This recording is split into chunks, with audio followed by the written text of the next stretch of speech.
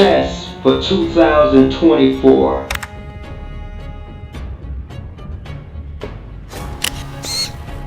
Two particular plans are opposite wing castling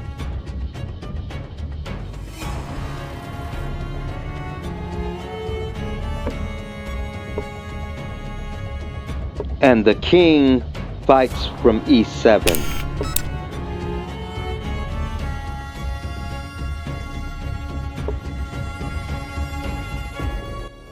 Are you ready to examine some alternative lines? Two interesting third move choices for black here. Bishop to f5 or the immediate pawn to c5.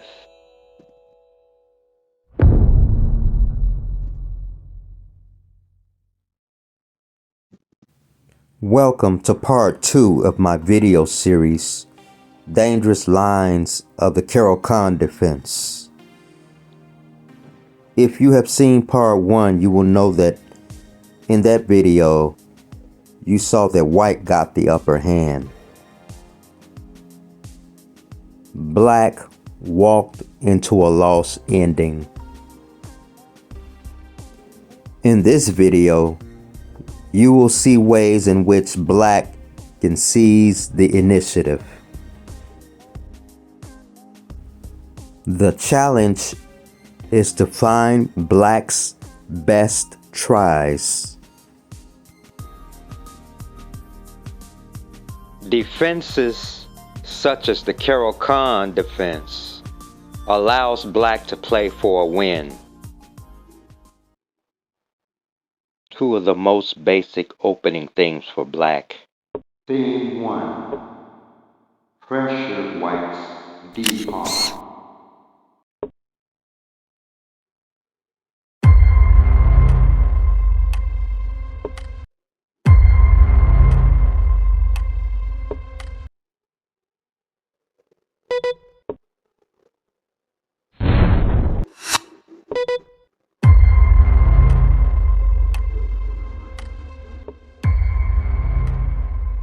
Theme 2. Attack the pawn's defender.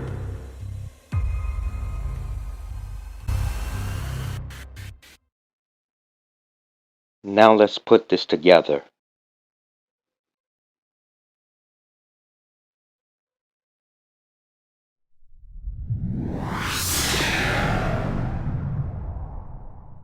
This is an abbreviated intro on how to apply the themes.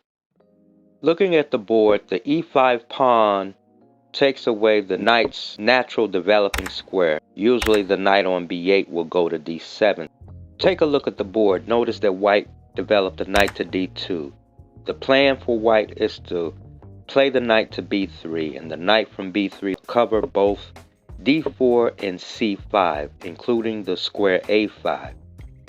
Knight on g1 will go to its natural developing square, and from f3 the knight controls d4, e5, has an eye on g5 and h4. Now from here, depending on what white does, the knight on e7 will either recapture on f5, or after black chooses to capture white's bishop on d3, the knight itself will go to c6, which is what happens in this game.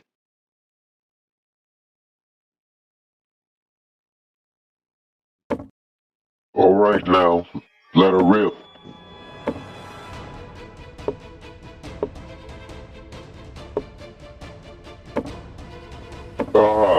Black can seize the initiative.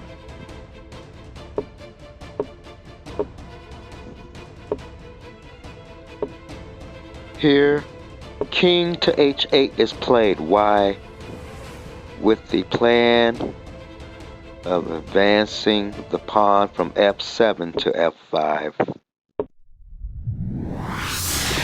Other things you should know about the Caro-Kann defense. Now I will introduce you to the chess openings expert.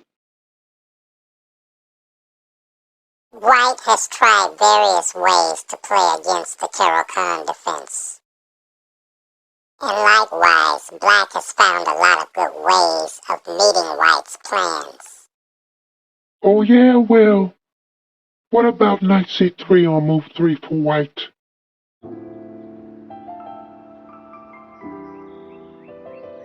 When white plays knight c3 on move 3 for white after e4, c6, d4, d5, knight c3 is played in order to recapture on e4, and from e4 the knight will be transferred to the g5 square, where it will apply pressure to Black's king side. Knight f3 plans to go to the e5 square.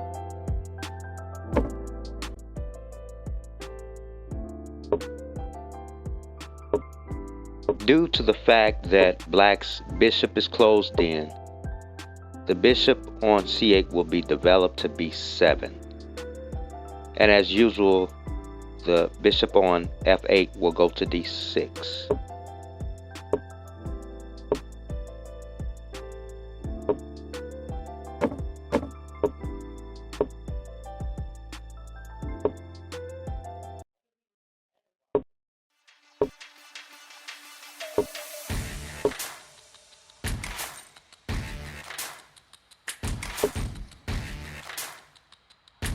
Momentarily, the king is safe on e7. The idea of playing the rook from h to d8 is to castle by hand.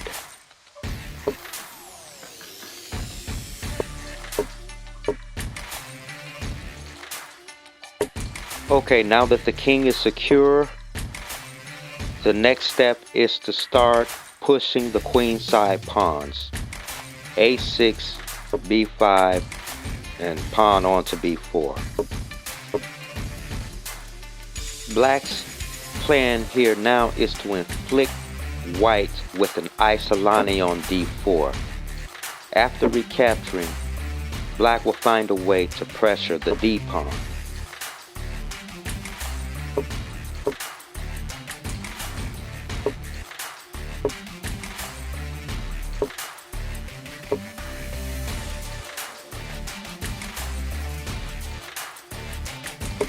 With this move, Black gains more tempo. Now the threat is pawn to b4, and the bishop holds the pawn, but a3 stops the plan, and now the d4 pawn is once again defended. However, this does not stop Black from playing the pawn to b4. This is the anyway variation. This is a tactical move, because the pawn was used to capture on b4. Black will just continue with central development. Now, from this moment on, it is a matter of technique. Both sides will demonstrate their tactical prowess. Notice how three pieces are hitting on the b4 pawn, the bishop on f8 and both of Black's rooks. However, White is willing to make the exchange sacrifice by playing the rook over to the c5 square. If bishop takes the rook on c5, White will be too strong on the queen side. However, it is Black who makes the exchange sacrifice on b4.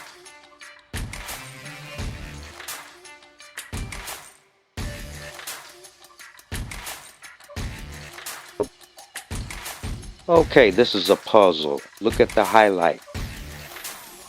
White has a strong hold on the queen side and center. How does Black break through? Rook takes b4, bishop takes b4, followed by rook takes b4. And after queen over to c3, rook takes d4, and queen takes c5. Thanks for watching. Stay tuned for episode 3.